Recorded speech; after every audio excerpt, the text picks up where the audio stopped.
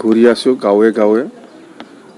অহা 8 তাৰিখ জুনত যিটো নিৰ্বাচন হ'ব বাই ইলেকশ্যন ককলাবাৰী সমষ্টি হিচাপে, মই অহাকালিৰ পৰা আজিলৈকে যিখিনি গাঁৱে গাঁৱে ঘূৰি পেলাই যিখিনি আলাপ আলোচনা কৰিছে, মত বিনিময় কৰিছে, ইয়াত যিটো দেখা যায় আমাৰ বিপ্লৱৰ মানে প্ৰতি ৰাইজে খুব আকৰ্ষণ হৈ আছে, আগৰ নিচিনা নহয়।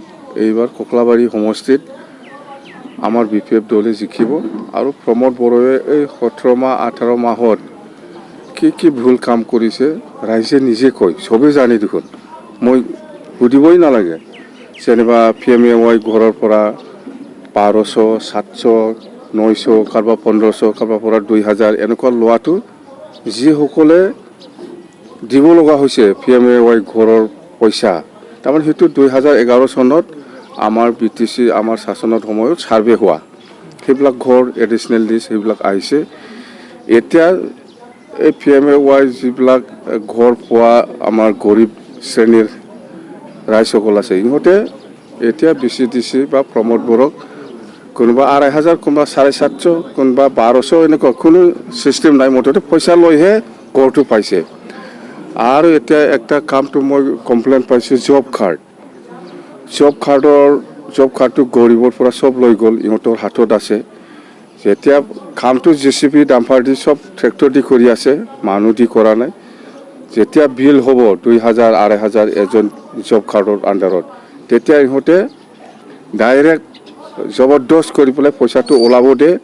আৰু জব কাৰ্ড হোল্ডাৰে যদি 2000 পাব লগা আছে, ইয়াৰ ভিতৰত BCDC চেয়াৰমেন মেম্বাৰ বা কোনোবা লিডাৰসকলে এই জব হোল্ডাৰক খালি 200 বা 300 টকা দি পেলাই চব পইচাটো উঠাই লৈ যায়।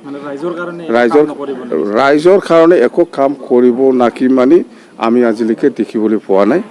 মুঠতে আমি যিবিলাক ৰাস্তা চেংচন কৰিছিল, আধৰুৱা হৈ আছে, সেইবিলাক 100% পইচা আছিল, সেইবিলাক কেঞ্চেল কৰি পেলাই প্ৰমোদ বড়োৱে চেছ নষ্ট কৰিলে। সেইফালে এতিয়া অলপ আগত মই এটা গাঁৱৰ পৰা আহিছোঁ, বেতবাৰী, নতুন বেতবাৰী নেকি, ইয়াত এটা দলং ফুংবিলি কিবা নদীৰ নামটো কিবা আছিলে, যেন হওক আমলি চিঙা, সেই দলংটো আধৰুৱা হৈ আছে। আৰু বাঘমাৰা ইয়াতেও মানে দলংটো আধৰুৱা হৈ আছে। মুঠতে বহুত এনেকুৱা মানে আমাৰ 1000 crore যিটো BTC স্পেচিয়েল পেকেজৰ ৰাস্তা, দলং, স্কুল, কলেজ বা লাইব্ৰেৰী বা বহুত আমি বনাইছোঁ, সেইবিলাক আধৰুৱা হৈছে। বহুত স্কিম কিছুমানে ছাকচেছ হৈছে, কিছুমানে আমাৰ দিনত ফুলফিল চেছ কৰিলে। এতিয়া দলংটো লাগে, ৰাস্তাটো লাগে, এইবিলাক মানে ইনকমপ্লিট। মুঠতে কমপ্লেইনৰ হিচাপ নাই। এই UPPL চৰকাৰ আৰু বেছি দিন নাথাকিব। এই প্ৰমোদ বড়োৰ আজিৰ দিনত কি কৰি আছে কৰা নাই ৰাইজে কৈ আছে, ৰাইজে জানি আছে। মুঠতে এই চৰকাৰ 5 বছৰ নাযায়। আপোনালোকৰ নতুন চৰকাৰটো কেতিয়া গঠন হ'ব? মই টাইম ক'ব নোৱাৰোঁ, আমাৰ চৰকাৰ আহি আহক। ককলাবাৰী ইলেকশ্যনৰ পিছতে হ'ব নেকি? এইবিলাক মই টাইম নকওঁ। মুঠতে 100% প্ৰমোদ বড়োৱে 5 বছৰ নাযায়, সেইটো আমি চৰকাৰ বনাই আছোঁ। এইবাৰ ককলাবাৰীত আমি জিকিব 100%। কিমান ভোট পাই জিকিব? ভোটটো 22,000 পৰা 25 আৰামছে, 22ৰ পৰা 25 আৰামছে আমি জিকিম। মুঠতে খুব বেয়া, প্ৰমোদ বড়ো এই ককলাবাৰীত যিমানেই নকয় কিয় সি নিজিকে এইবাৰ।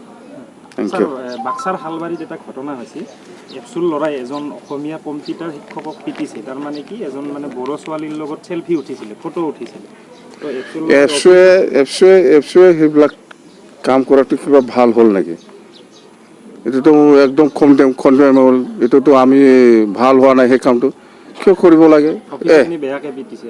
বেয়াভাৱে পিটিছে মানে ধৰিব লাগে, এতিয়া কেছ দিব লাগে। বড়ো ছোৱালীৰ লগত ফটো উঠিছিলে, বড়ো ছোৱালী হওক কোনোবা অসমীয়া ছোৱালী হওক, এইটো ল'ৰা ছোৱালীৰ এইটো ছাত্ৰ ছাত্ৰীৰ কিবা, সেইটোতো বেয়া কামত যোৱা নাই নহয়।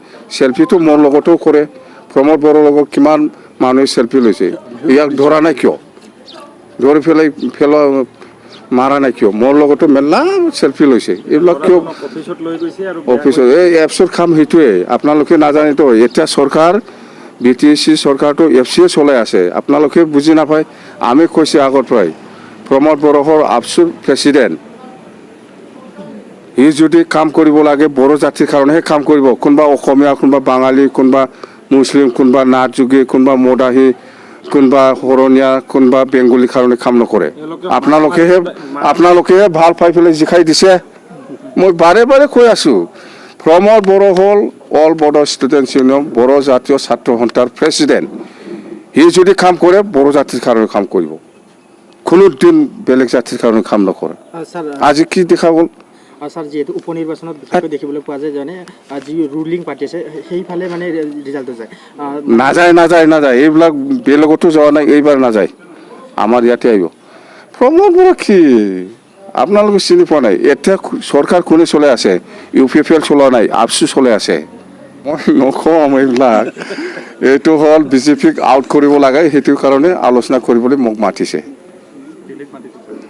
প্ৰমোদ বড়োই মোৰ লগত আলোচনা কৰিছে যে বিজেপিক BTCৰ পৰা আউট কৰিব লাগে বুলি এইটোৱে পাতিছে মই ইয়াত কেনেকৈ যাব পাৰিম